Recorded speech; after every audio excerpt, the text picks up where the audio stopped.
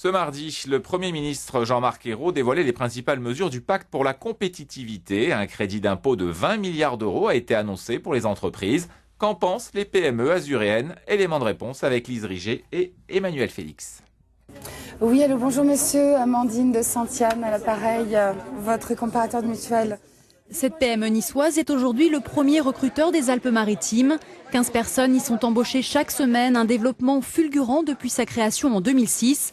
L'entreprise prévoit même de tripler son chiffre d'affaires cette année. Le crédit d'impôt prévu par le gouvernement lui permettrait de baisser ses coûts et d'être plus compétitif.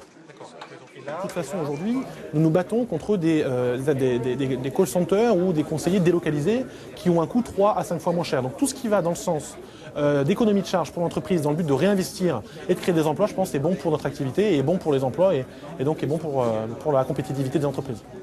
Ce système de crédit d'impôt serait équivalent à une baisse de 6% des cotisations sociales. Autre point positif pour ce jeune chef d'entreprise. Ça va nous permettre de réinvestir encore plus, peut-être de recruter encore plus, mais bon, on avait déjà un plan de recrutement intéressant. Mais en tout cas, c'est vrai que ça va dans le bon sens. Créer de l'emploi, c'est aussi l'ambition et le cœur de métier de cette petite agence d'intérim qui emploie une vingtaine de salariés. Ici, on est plus modéré sur le projet du gouvernement. Peut-être qu'il serait bon qu'on arrête de changer constamment de cap. En tout cas, moi, c'est mon souhait. Et c'est vrai que dans le rapport, il y a aussi cette notion de stabilité.